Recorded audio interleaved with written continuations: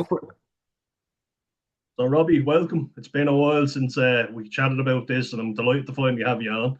I'm happy to be Welcome. here. Well, thanks a million. Thanks for having me.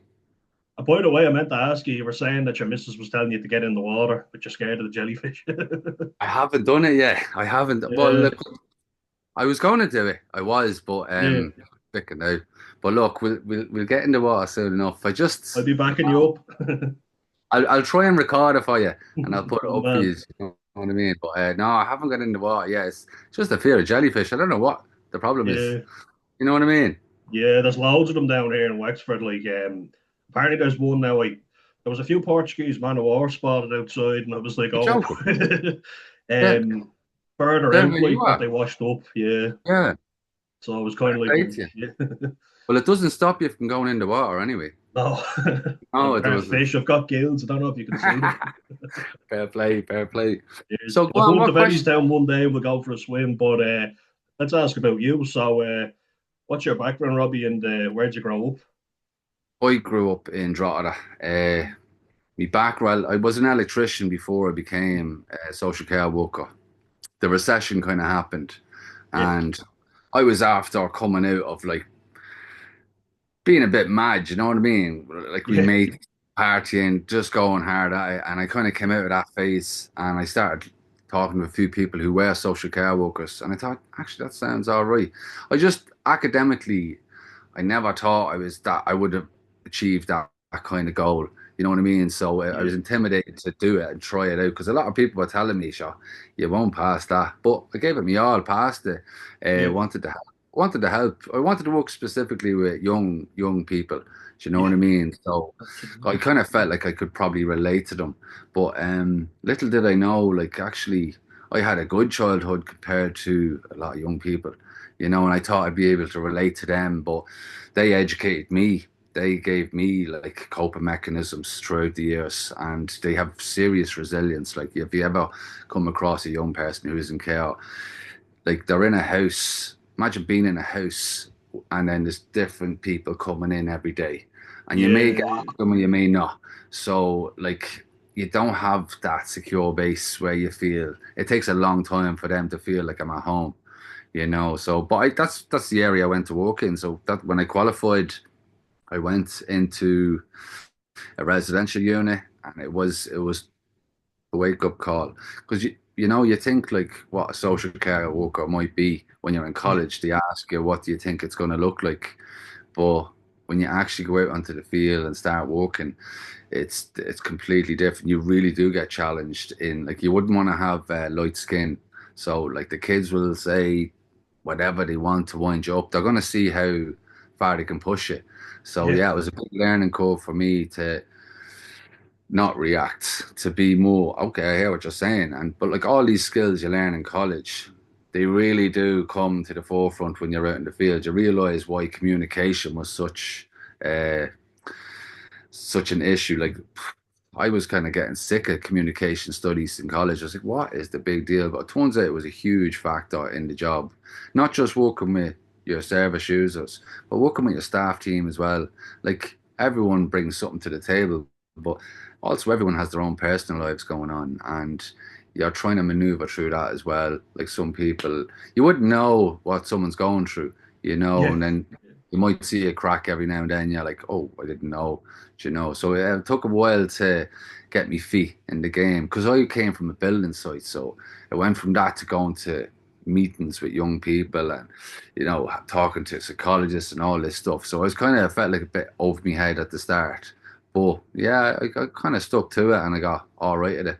But yeah, like you know yourself, it's if you don't look after yourself, if you don't self-care, it's called. If you don't apply that to your job, you will burn out, no doubt about it. Like I've burnt out 3 times. This is my yeah, third time burning out. So, like, and it just happens like that. It just happens like that. You could be on shift one day and something's going on. I need to go. So, like, you have moments like that.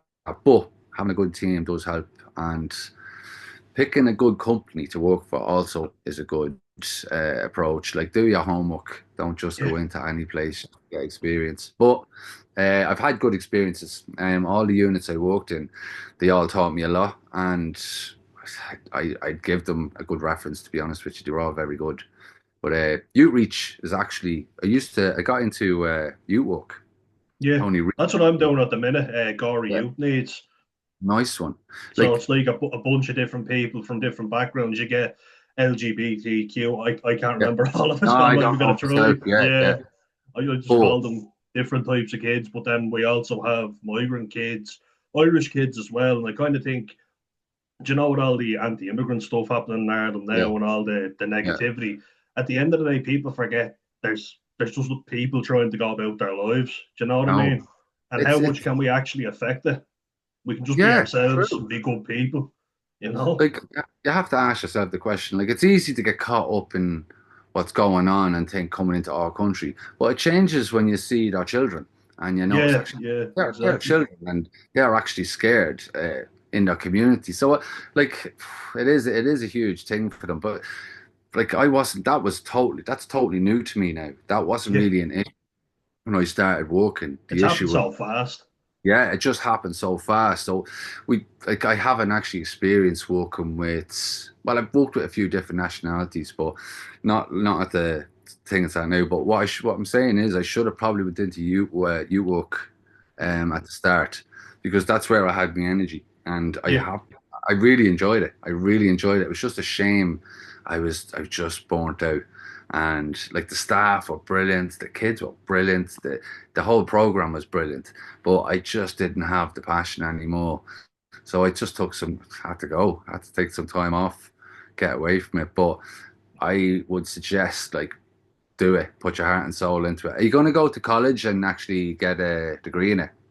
I was wondering about that because it's something that I found I am passionate about. You know, like when Yeah, it's probably a cliche to say it, but I didn't know what the hell I was going to do after school. My dad was telling me to get a trade, like what you like did, you you all know. do, yeah, yeah, Yeah, and I had worked on building sites over summers, you know, just basically doing labouring. So yeah, digging holes, mixing cement, carrying cinder blocks or whatever for, like, say you might have an electrician one day and then you get a carpenter the next, and you're just doing whatever they ask, and it's good yeah, money yeah. over the summer. So I was like, well, this makes dad happy, and what son doesn't want to make their dad happy? It's like get That's, him off my that's back. my attitude, yeah. Yeah, but I had it was like a 2 hour commute each way, and Long journey, yeah, yeah, it was kind of, I think it was a sign, and they say a sign from God, but it was like, I yeah. didn't think I was going to get into college. I didn't think I was going to get a grant to go to college. Had the Next same thing I knew, I opinion. got both. And one minute you're having a fat old fella screaming at you, and the next Yeah, you're going to parties with a load of good looking girls. And I was like, I'm sold. yeah. I'm sold. That's what got And me in, though. And then that's what four got years you. later, I qualified. Yeah, but You're a qualified you worker. no, I did forensic science. I'm looking at doing something in new work now. Rugby coaching got me into working with young people. Yeah. Yeah, and I got my stage one coaching badge off Leinster, and I thought, this is something I think I might chance it. See, I might go back into pharmaceuticals or a science-based field later on, but for Yeah. now, let's see where this goes because I'm actually really enjoying it. Well, at least you have you have something good to fall back on, Yeah, and the yeah, badges as well for the coaching. Like, that's a really good thing to have for youth work. Like, yeah, nothing better. Your goal is to bring the young people together yeah, and to help them grow together. Because they're in the community. exactly. But well, heck, I don't know if I'd go to college again. You did 4 years already. Would you That's do the thing. another four? Yeah, I was Um, thinking of doing social care before. Like I'd looked into it, and then I wasn't in a great place mentally. And now I had a brilliant counsellor in yeah, TU Dublin and the Tala campus. It used to be IT Tala, but she was saying to me, if you're not in a good place, I mean, I'm not saying anything you don't already know, but yeah, it can be quite grim sometimes, when you're splitting up families or the parents might have a drug addiction, and it can be yeah. quite distressing. And as you say, burn you out. Absolutely. Like, and that's the thing. If you're not okay, how can you help other people? And we were Exactly. taught that was really drilled into us when we were in college. Like, make sure you address your stuff before you go into work. Yeah. So you could get counseling or whatever you want before you start a job or whatever. But like, it's only when you go in you think, oh, I didn't know that was a problem. I didn't think Yeah. that would. bother me, and then someone pushes your button and you realize actually I've got a few issues here that I haven't addressed. But like you don't really know it until you test yourself. But yeah, that's where you can burn out. Like some people go out to the job probably similar to my thinking. I want to go out and make a difference. I want to apply what I learned in life and help others. But it's not necessarily the best way to go Yeah, unless you really are willing to change yourself and look at yourself and do a bit of growing. But yeah, it's some people go out and like I've met staff that have more problems than the young people I was working for, and it was yeah, really difficult working with them. So, and I probably had me moments myself. Like I had times where I was just like I wasn't interested, wasn't working as a team player, just burnt out. So you really have to mind yourself. Like personally, I wouldn't recommend anyone to be a social care worker. I may sound funny, but yeah, yeah, it's a, I don't know if it's a good investment if you want to pursue a career and go down that road because, like, you're told in college you have a 10 to 15 year burnout, and it doesn't really register with you at the time. You think, oh yeah, sure, I'll just do a master's in something and go into another area. But yeah, when you find yourself, like, let's say you leave college and you got your degree, you go into working with young people after 10 years. That's kind of what you know. You've developed all your skills around that area. And then you think, oh, I wouldn't mind working with ID or intellectual disability or whatever. But you go yeah, into that area and you're starting from scratch. You're starting from scratch. There's a different system, different approach, different service users with different needs. So like I kind of realized, and then you're at a point where you don't even want to work with people anymore because you're so burnt out. yeah, So I find people should pay attention when they're told you have a 10 to 15 year burnout stage, because like what are you going to do then? yeah, Like you're thinking, oh, am I going to go back to college, do masters? You may not be in a position where you can do it because you may have a family, you may mortgages, all that stuff. So I don't, yeah, I'd reconsider. I would have became a youth worker yeah, if I could go back. I'd probably go into youth work because it is actually enjoyable and the burnout isn't really there. You can be exhausted having like 30 kids, bringing them off in a day out or whatever, but you have a little team there and they can push you on the edge. But like, you don't go home thinking, I can't believe that happened, that young person. Or, you can bring stuff home with you. And yeah, some people are better than others at dealing with it. I thought I was a lot stronger than I was. My ego was a bit high. I thought, yeah, I can do that job. That wouldn't affect me. But actually, it did hugely. When I was looking at other people in the job and they were like, you think they half don't care, but they're actually good at that job. And the reason why they half don't care is because that's that coping mechanism. And they yeah. can like water off a duck's back to them and they're still in the job and they And become they know managers. not to get too involved either, right? Yeah, Like yeah. that's the thing. Yeah, I I know I took would it. have been overly committed to it. Like I would have put too much in probably, and then they'd be kind of saying to you, "Look, you can't be in saying that, or you can't be giving too much of yourself because it will burn you out." You know what I mean? Yeah, You well, overstretch yourself. and it's in your human nature. It's in your Yeah, character. Like, are you yeah, gonna give it like? And I did that. That's what I did. I gave a full on, got to really know the kids and all that stuff. But like, it does kind of feel like I'm the only one doing this. But you're a part of a team. But you can think yeah, that, but you're not really the only one helping the kids. There's other people doing that bit. But you can give too much, and like you do have to balance it out. I know people that can actually be caring and show the kids they really care and all that, but they go home, they finish their shift, and they don't think about anything. yeah, They think about their own stuff and happy days, and they're going for a point or whatever. So it just depends on the person you are. But like, I'm not saying like it's not a good job. It is. It's just for me. I reconsider if you had, if you had issues in your mind that are unresolved, I would actually address them before you go into the job, you yeah, know. But like, look, you work is I think where you bring the community together, you bring the young people together, and that's where I saw the most change. Like I yeah, saw a lot of change in young people, which you don't really get to see when you're in a residential unit. You might have a success story where they've you know faced their fears and certain things, but youth work was the biggest one where I saw actually that is so. I just regretted not going into it initially, that sort of way. yeah. I know what you mean. And actually, I wanted to just touch on something that you brought up there. So. like you say, there can be a lot of success stories, but the reality of it is that a lot of kids don't succeed. Like, wouldn't you say? And that's Yeah, so tragic to see, it is actually but it's the reality. like let's say let's say you were living in a house Yeah, and you weren't being fed, you were being abused in certain ways, and you go into this residential unit, two slot take and you go into a residential unit. You've went from being in a really poor environment to a really good environment, a really rich environment, and yeah, everything is at your beck and call. You can get anything, not you don't get anything you want, but you get whatever you request. You know, if you want a bike, we get you a bike, and you get that emotional support. Like it's full on, the best care you could ever get. And then they turn 18, and it does feel like it's kind of like, okay, see you later, off off you you go. go now. Yeah, No, but there is an bye. aftercare. There is Yeah, aftercare, but there's not enough aftercare units. yeah, And a lot of the kids don't really accept what you want to say until like 6 months before they turn 18.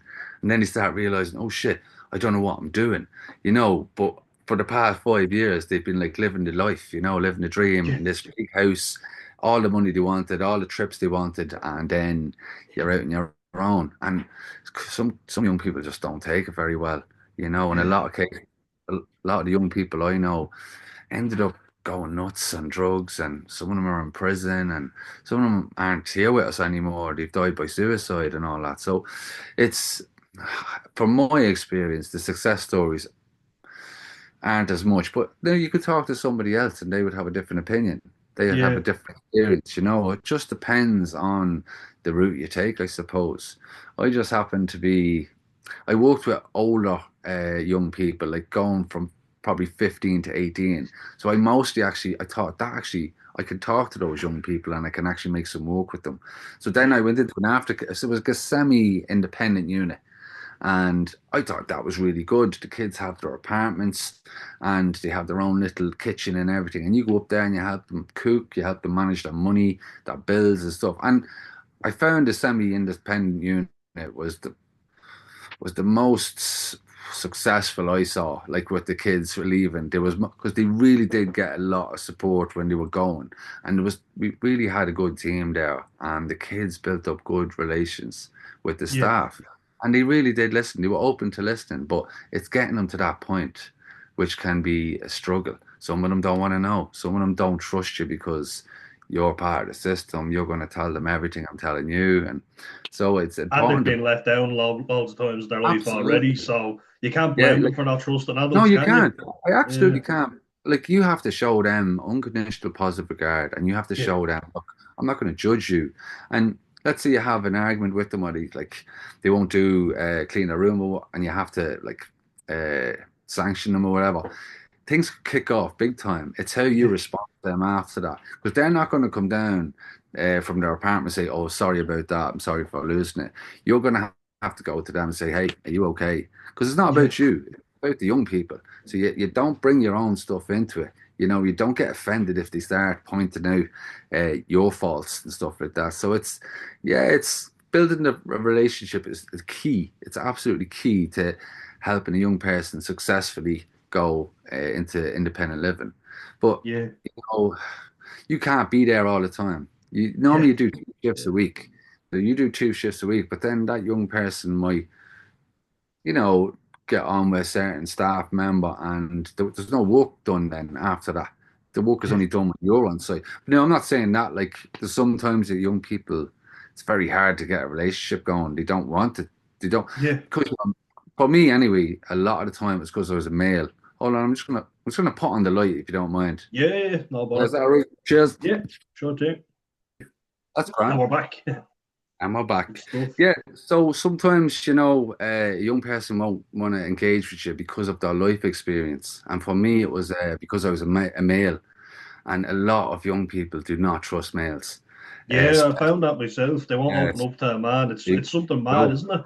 And it I is. think the big thing for me is to sorry, just to No, give better male role models. That's the whole thing, like why I started the channel, because it's like I know a lot of lads, and like I'd be the same myself, who had fathers that were quite emotionally distant, and then come back into your life when you're 18, and they're like, Yeah, right, you need to be doing this, and it's like, yeah, but yeah, mom did all the hard stuff. Do you know what I yeah. mean? You weren't there for that. Who are you to tell me what to do now? Do you know that kind Yeah. of way? I don't respect you. Why should I Yeah, listen?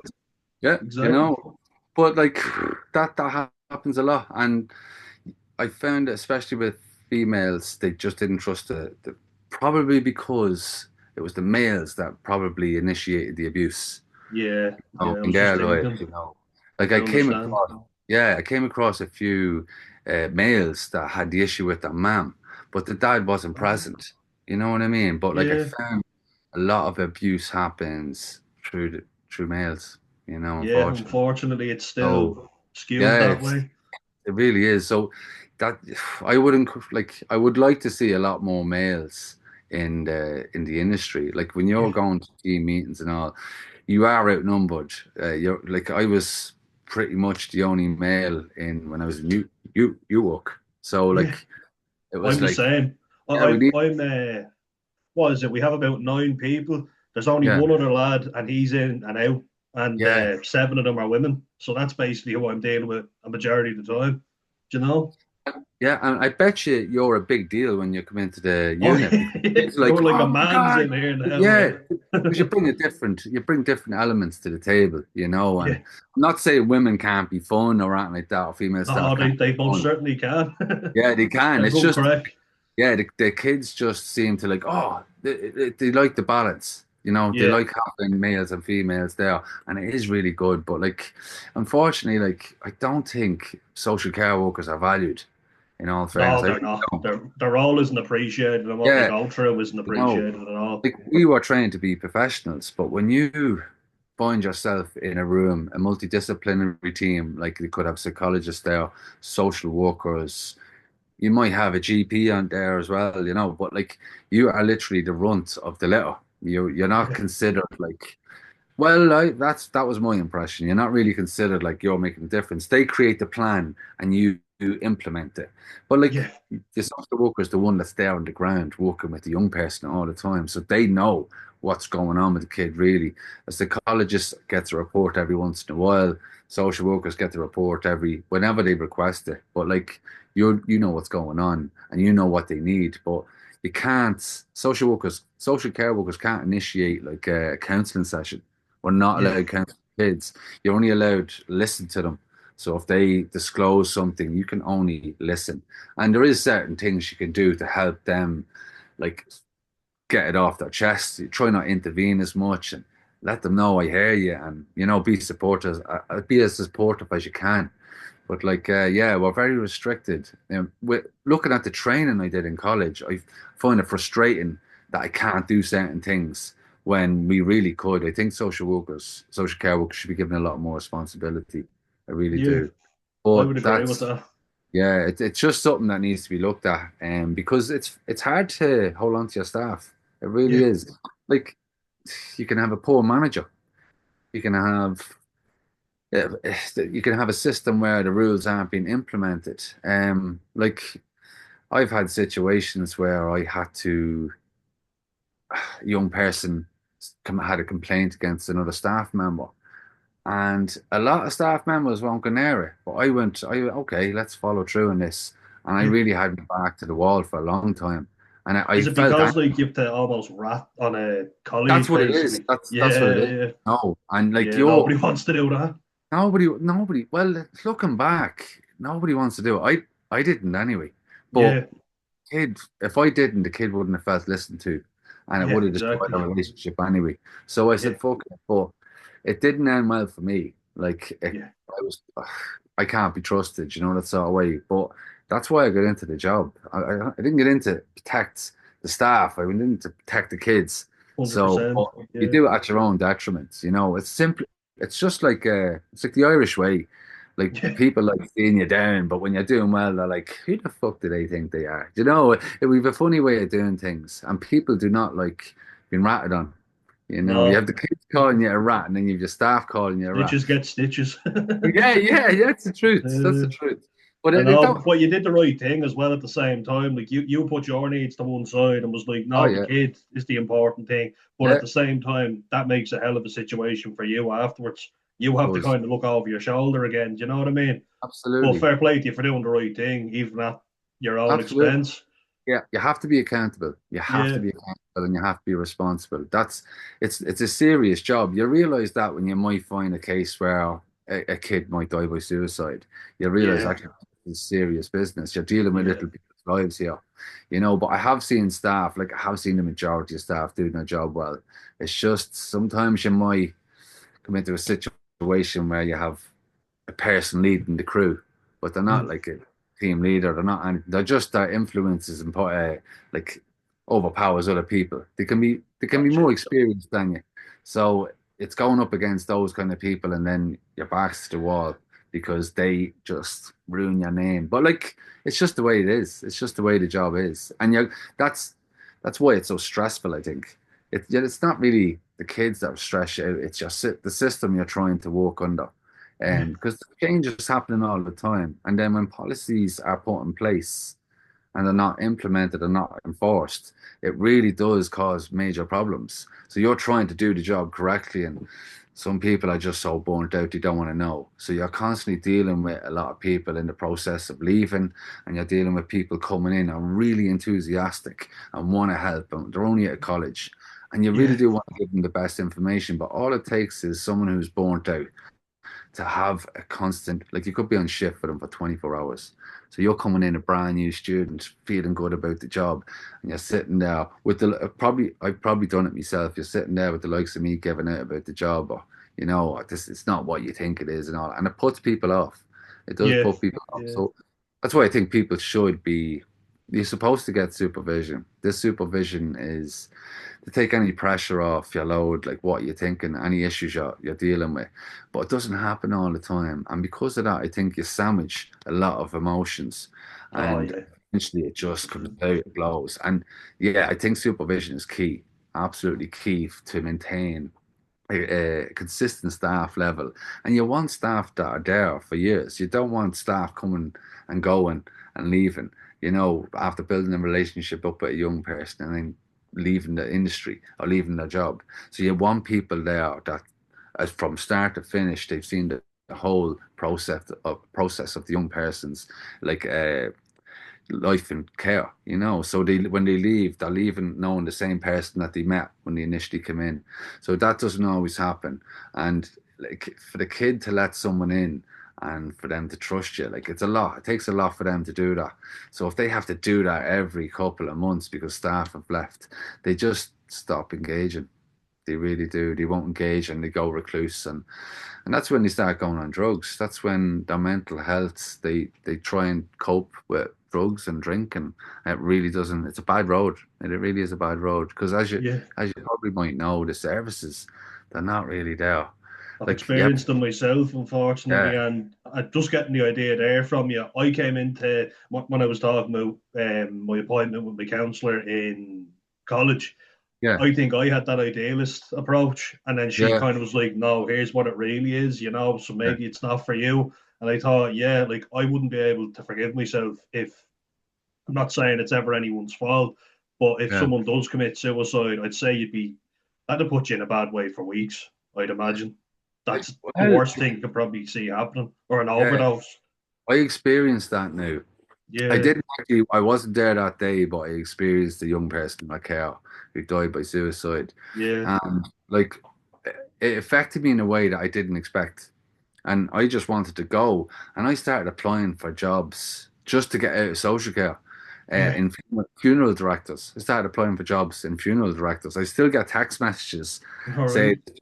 so like, and looking back now, I kind of go, what was I thinking? What was I thinking? But other people deal with it better.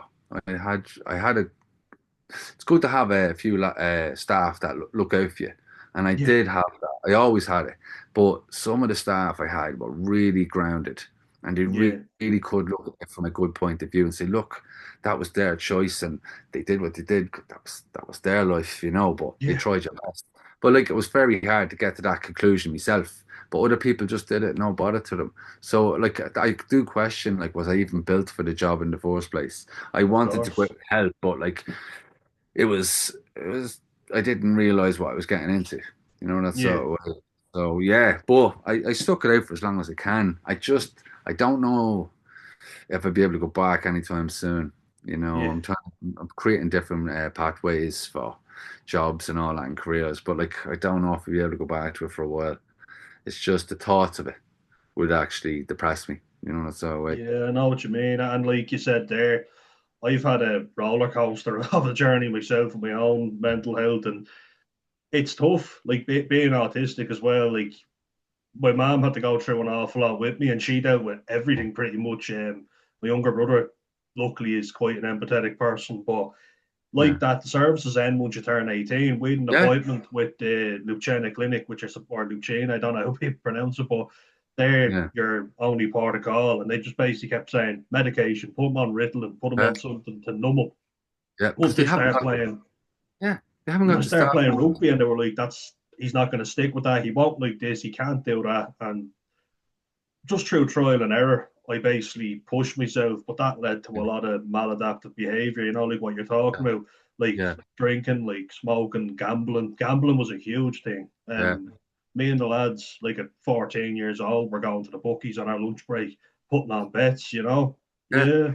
That's And it's just crazy. kind of like, it's mental to think, but it was so normal to us. And then, like we Yeah, were talking about before I started recording, the drinking, the whole thing. Like, yeah. I know we're Irish, but we might get to that in.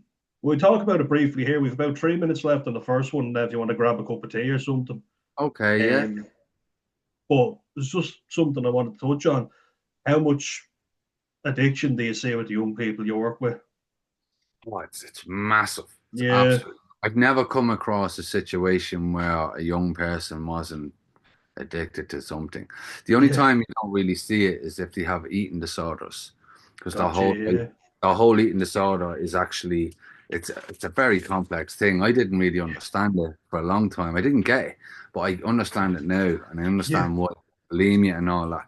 So they don't normally mess around with drugs because they could have their potassium levels are that low. They could be dead. You know, they could do yeah, something just destroy them. So, um, yeah, the addiction is big time. And even I've seen kids come into care with no addictions and end up because they're getting treatment, because they're reliving past events and getting counseling and all that, you end up going off the rails because the support system needs to be more in depth and comprehensive, not just like, oh, 100%. once a week we'll chat to you, so it's even what you're saying now, like even athletes get depression. Even Yeah, athletes have mental health problems. 100%. So you can go and run the miles, you can do whatever you want. It still affects everybody.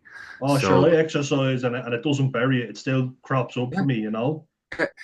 you feel better in yourself as like energy levels and all that, but necessarily going for jogs and doing the fitness thing, it's not necessarily going to fix you. No, You still need to face those thoughts and try and I found a good way of doing it is forgiving people. 100%. But you're still left with the consequences of what happened to you and how it affected you. But Absolutely. I'm gonna make a cup of tea anyway and Yeah, back to now in a few minutes, will we? yeah, we head back to 9, all right, or I could start earlier if you want. Just give me 10 minutes. Yeah, no Yeah, bother. perfect. Nice one. I'll Okay, talk we'll to you go soon. back here at 10 to 9 then. Sound Happy good? days. I'll talk to you then. Cheers. Nice. See Cheers, you. man. No bother. See you.